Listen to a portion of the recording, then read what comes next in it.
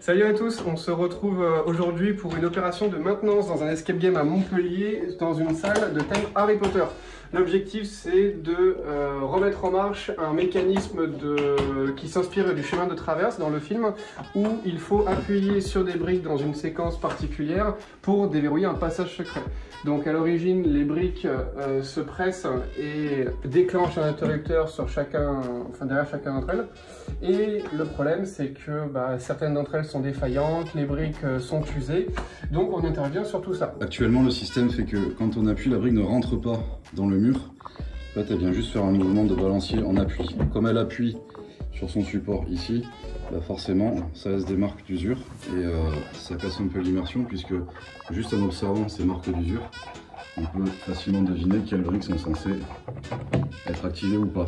Le second problème, c'est que quand les joueurs appuient aujourd'hui et que ce soit de manière non centrée, c'est-à-dire soit sur ce côté, soit sur celui-là par exemple, ça n'active pas non plus le dispositif. Il faut que les joueurs appuient vraiment au milieu.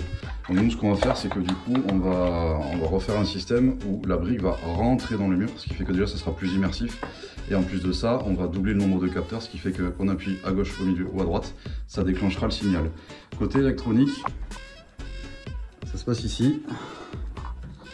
Donc derrière, on a tout un ensemble de capteurs, et en fait chaque capteur correspond à un signal précis. Donc comme on voit aujourd'hui, c'est des capteurs uniques, et nous on va venir doubler tous les capteurs et refaire toutes ces zones de fixation également. Donc début du démontage.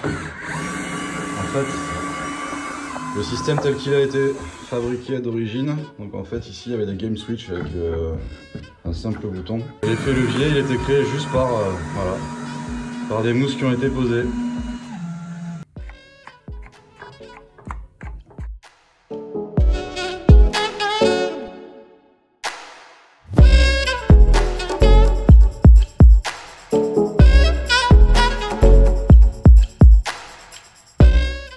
Donc là ça y est, on a tout déposé propre, les anciennes briques en train de fignoler.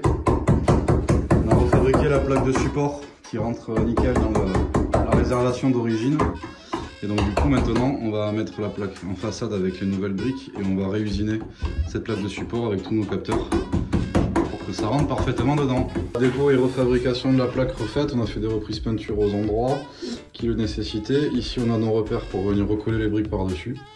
En gros, on a ici notre système coupé exactement au contour des briques. Et de l'autre côté, on est en train de procéder au câblage avec ici le système comme on avait dit, où chaque brique a deux capteurs de fin de course.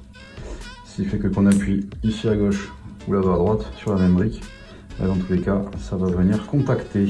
Fin d'intervention.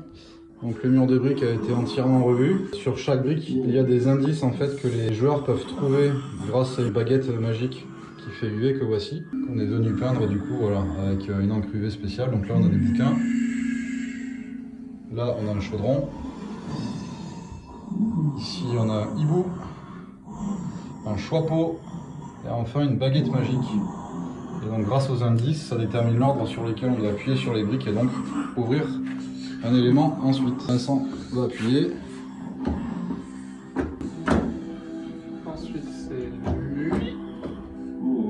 Ensuite c'est lui. Ensuite c'est lui. Bravo, vous avez trouvé la baguette. Surtout ne l'oubliez pas. Il ne vous reste plus qu'à neutraliser le truc sort. Et voilà. En passant par là, vous serez directement téléporté à la salle des trophées. Donc du coup ça entre dans une nouvelle salle, etc. etc. Une maintenance de terminer. La suite au prochain épisode.